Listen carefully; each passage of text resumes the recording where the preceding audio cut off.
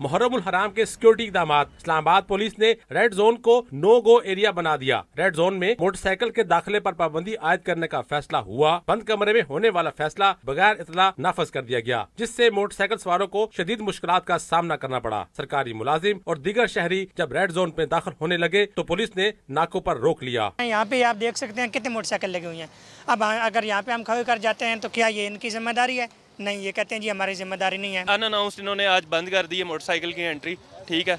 और हमें ये मसला पेश आ रहा है कि हम लोग ऑफिस जो है ना वो टाइम से नहीं पहुंच पा रहे हैं। 22-23 साल की सर्विस में ये पहला मौका है कि इस मुहर्रम पर ये रास्ता बंद कर दिया गया है। रेड जोन में रोजाना सैकड़ों सरकारी मुलाजमीन मोटरसाइकिल पर दफातर जाते हैं, जबकि हजारों शहरियों का अदालतों और दीगर सरकारी दफातर में मुख्तलिफ अमूर के लिए जाना होता है। जिस बंदे ने डिप्लोमेट जाना है या सेक्रेटरीट जाना, मिनिस्ट्री जाना, यहाँ मोटरसाइकिल खड़ी करके वो डिप्लोमेट पैदल जाएगा वहाँ तक। जिनका तो अंदर काम होता है वो तो जाना चाहिए ना, उनके पास दफ्तर कार्ड है, सब कुछ है। हमारे पास है, रेड जोन में हमारी एंट्री है, रिकॉर्ड है सब कुछ, लेकिन हमें भी इन्होंने पाबंद किया हुआ है। मैं भी यहाँ पे 18 साल से जॉब कर रहा हूँ, फर्स्ट टाइम देखा है कि जी रेड जोन में मोटरसाइकिल नहीं जाएगी। पुलिस ने नाहली पर पर्दा डालने के लिए सरीना चौक, परेड एवेन्यू और मेरिट चौक से शटल सर्विस के आगाज का दावा किया है, लेकिन रेड जोन में दिन भर शटल सर्विस खाली नजर आई। कैमरामैन राव अफजल के साथ शकील करार, डॉन न्यूज, इस्लामाबाद।